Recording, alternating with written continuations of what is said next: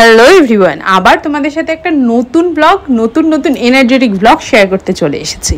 তো সকালটা শুরু করেছিলাম এইভাবেই। এটা হচ্ছে জামাই ষষ্ঠীর দিনের ব্লগ, আর ভীষণ ইন্টারেস্টিং হতে চলেছে ব্লগটা। তোমরা কিন্তু সবাই সাথে থেকো, দেখতে থেকো। আর সকাল কিন্তু আমি গুড মর্নিং বলি নিজেকে এই ছোট্ট ছোট্ট ফুলগুলোকে, গাছগুলোকে দেখে। তাছাড়াও আমার দুটো প্রাণ জীবন কিন্তু ঘরে থাকে, যাদেরকে দেখে আমি সকালবেলা নিজেকে গুড মর্নিং বলি।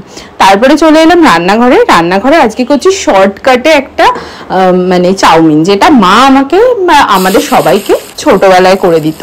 বেশ নুন হলুদ এগুলো দিয়ে, কাঁচা লঙ্কা চিড়ে, আলু আর পেঁয়াজ ভেজে, ডিমটাকে শর্টকাটে ভেজে ওইভাবেই আমি আজকে চাউমিনটা করছি, কারণ দুপুরবেলা রয়েছে মায়ের ওখানে খাওয়া দাওয়া।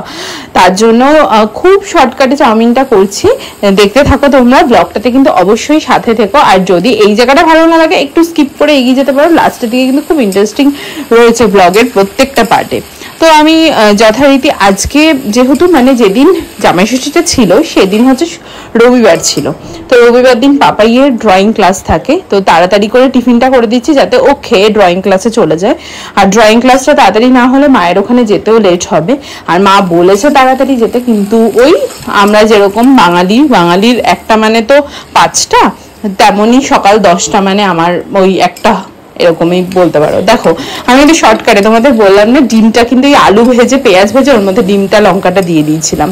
তারপরে এটাকে সুন্দর ঝুরঝুরে, কিন্তু আমার আবার চাউমিন গায়ে গায়ে লাগবে না, এরকম শর্টকাটে হলেও চাউমিন গায়ে গায়ে লাগবে না, ঝুরঝুরে হতে হবে, এটা একটা ব্যাপার আছে। তারপরে না আমি কি করি, ওই ম্যাগি যেগুলো খায় না পাপাই বা আমরা যেগুলো ম্যাগি খাই, সেই মশলাটা আমি রেখে দিই, মানে একটু তাতে সসটা কম ইউজ হয়।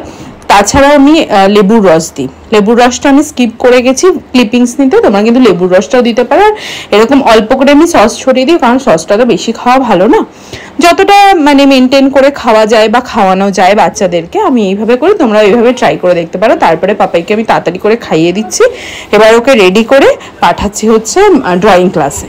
তোমরা পুরো ব্লগটা কিন্তু অবশ্য করেই দেখো। এদিকে আমি বরের জামা কাপড় রেডি করছি, কারণ ও একেবারে বেরিয়ে যাবে ফুল রেডি হয়ে, দোকান থেকে চলে যাবে শ্বশুর বাড়ি, মানে আমার বাপের বাড়ি। টাটা, এই টাটা, এই ওপরে। আর পাপাকে না প্রত্যেক টাইম মানে প্রত্যেক সানডেতেই বাবা ওকে দিয়ে আসে, ওই ওর দাদুকে এই রুটিনটা ফিক্স করে দিয়েছে।